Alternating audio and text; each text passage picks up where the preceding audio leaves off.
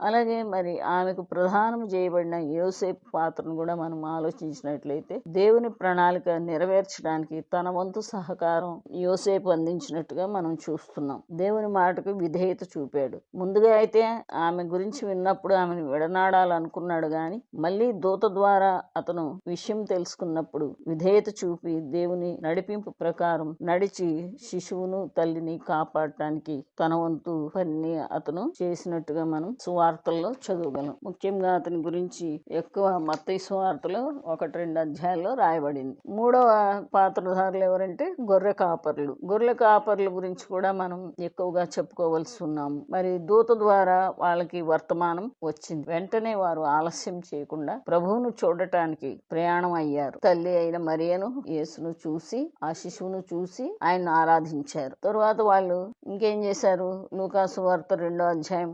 15-18 మనం చదువుకుంటే తమ గొర్రెల్ని లేకపోతే మందలను అక్కడ ఉంచేసి వెళ్ళారు. వెళ్ళి వారు కన్నవాటిని విన్నవాటిని తిరిగి సువార్త ప్రచురణ చేసుకుంటూ వచ్చారు. మొట్టమొదటిగా ప్రభు జన్మ సంగతులను ప్రచురం చేసింది ఎవరంటే గొర్రె కాపర్లు. అలాగే మనం కూడా కొన్ని పనులు మానుకుని ప్రభువుకు మనం ప్రాధాన్యత ఇవ్వాలి. 4వదిగా చూసినట్లయితే నక్షత్రం అంతకు ముందు గాని తర్వాత గాని అటువంటి నక్షత్రం ఆకాశంలో కనబడలేదు.